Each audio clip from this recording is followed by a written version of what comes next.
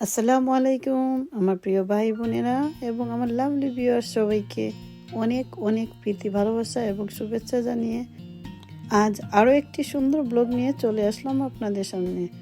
তো আপনারা সবাই কেমন আছেন? আশা করি যে যেখানেই আছেন ভালো আছেন, সুস্থ আছেন এবং নিরাপদে আছেন।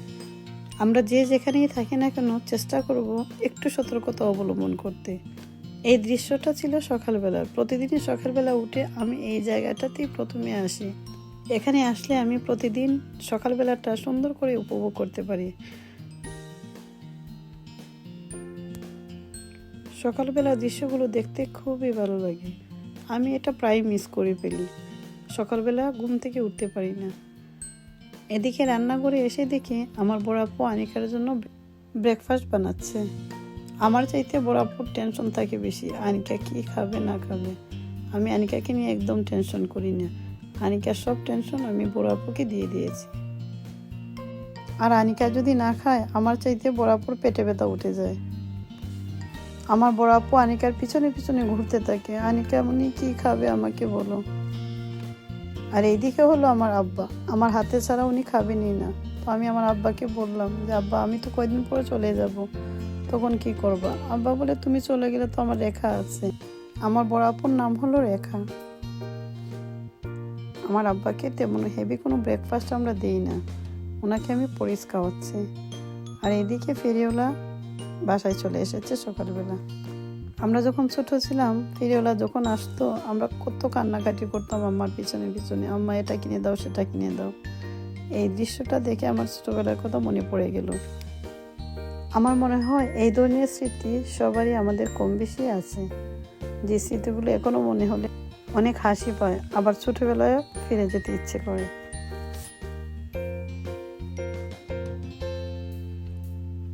যাই হোক, বাসার সবাই কম বেশি কিছু না কিছু কিনেছে।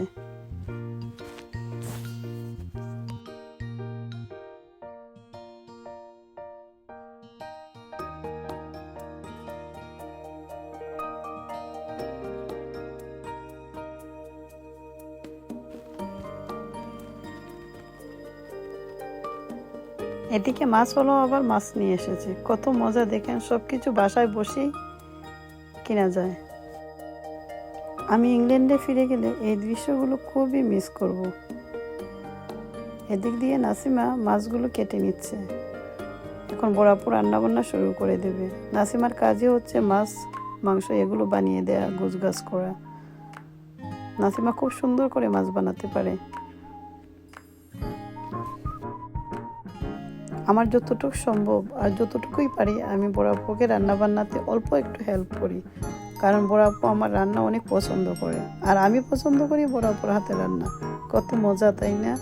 এক বোন অন্য বোনের হাতের রান্না খেতে পছন্দ করি, অনেক মজা। নাসিমার মাছ কাটা প্রায় শেষ, এখন আমি আমার বড় আপু রান্না বান্না শুরু করে দেবো।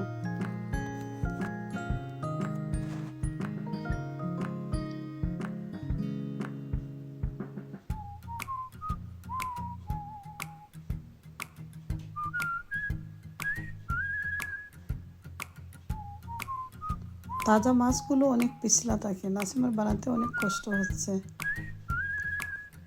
আমার বড় আপু মচমচে করে পুঁটি মাছ ফ্রাই করতেছে। মচমচে করে পুঁটি মাছগুলো ফ্রাই করা অনেক মজা। আর এইদিকে আপু আরেকটা কি বসিয়ে জেনে দিল, করলা ভাজি। বড় আপু এত মজা করে করলা ভাজি ফ্রাই করে, একটুকু তেতো থাকে না, খেতে অনেক মজা, এক নিমিষেই শেষ হয়ে যায়। আমি করলা ভাজির রেসিপিটা ইংল্যান্ডে যখন যাব আপনাদের সাথে শেয়ার করব। খুবই মজা খেতে, একেবারে হোটেলের মতো হয়। বিকেলে আবার মেহমান আসবে আমার নানার বাড়ি থেকে, আমার মামাতো ভাই। আপনারা যারা নবীগঞ্জ থাকেন তারা সবাই ওদেরকে চিনে থাকবেন। আমার মামা ডাক্তার শফিকুর রহমান নবীগঞ্জের কীর্তি সন্তান, আর ওনারই দুই ছেলে সাগর সৈকত, ওরাও ডাক্তার। আবার মজার বিষয় হচ্ছে ওদের বউ ডাক্তার। মূলত আমার মামা, মামাতো ভাই, ওদের বউ, ওরা সবাই ডাক্তার, ওরা হলো ডাক্তার ফ্যামিলি। এই তো, এ হচ্ছে আমাদের সাগর। খুবই পলাইট, অত্যন্ত ভালো মনের আমার এই ভাইটা, জনদরদি, সবসময় রুগীদের খেদমতে লেগেই থাকে। আল্লাহ আমার এই ভাইকে নেক হায়াত দান করুক। আমি ওর জন্য আমার মন থেকে দোয়া করি। ওরা আছে বলেই গরিবদের একটু সাহায্য হয়। আর এখানে আমাদের সাথে যোগ দিয়েছেন আমাদের আরেকজন প্রিয় মানুষ, Ragib Rabeya medical college doctor Adut ভাইয়া। অদূত ভাইয়া হলেন আমার হাজব্যান্ডের ফ্রেন্ড। রান্ডমলি সাগর এবং অদূত ভাইয়া দেখা হয়ে গেল। ডাক্তার সাগর জানতো না অদূত ভাইয়া এখানে আছেন, আর ডক্টর অদূত ভাইয়াও জানতেন না সাগর এখানে আসবেন। ওরা আসলে কেউ কাউকে পার্সোনালি চিনে না। আমাদের বাসায় আসার পরে একে অন্যের সাথে পরিচয় হয়। ওরা খাবারগুলো অনেক পছন্দ করেছে। সাগর, অদূত ভাইয়া, ওরা তো সবাই তারিফ করতেছিল আমার রান্নার। আসলে অনেক টেস্টি হয়েছিল খাবারগুলো। মন দিয়ে রান্না করিনি, তারপরও মজা হয়ে গেছে। তাড়াহুড়া রান্না, বুঝতেই পারছেন। হঠাৎ করে বললো ওরা আসবে, তাই হঠাৎ করে প্রিপারেশন নেওয়া।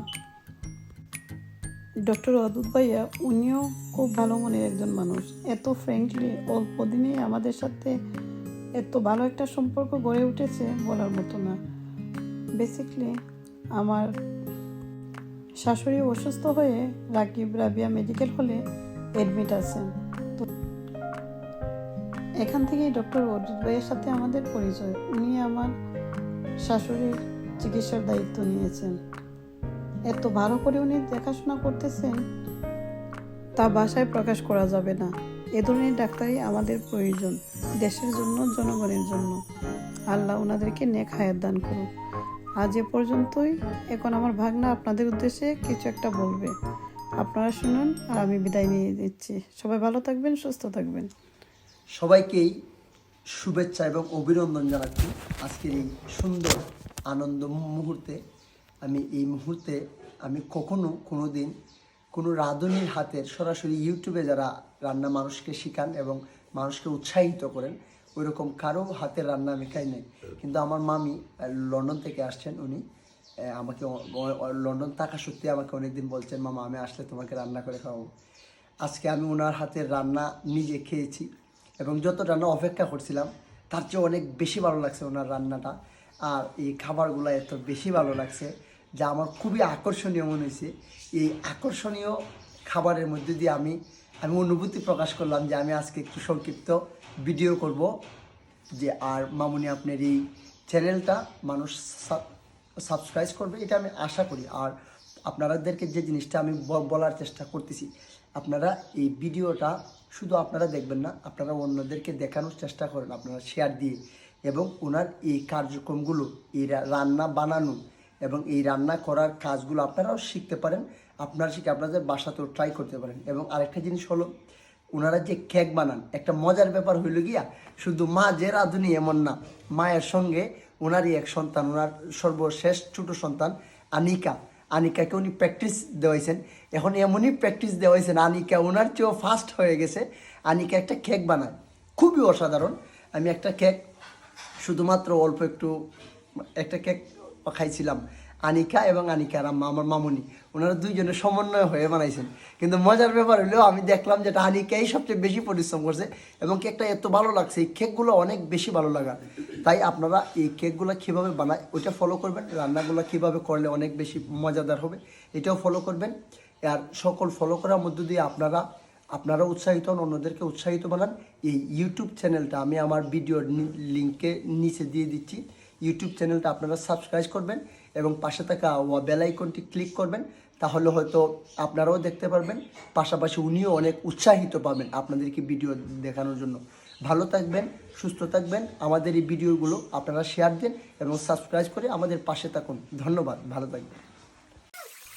শুনলেন তো আপনারা সবাই। আসলে ইনস্ট্যান্ট কথা বলার মধ্যে আমাদের অনেক ভুল ত্রুটি হয়ে যায়, সেটা আপনারা সবাই ক্ষমা সুন্দর দৃষ্টিতে দেখবেন। আপনাদের সুস্থতা এবং নিরাপদ জীবন কামনা করে এখানেই বিদায় নিচ্ছি। আবারও দেখা হবে আমার পরবর্তী ভিডিওতে। সবাই ভালো থাকবেন, সুস্থ থাকবেন। আল্লাহ হাফেজ।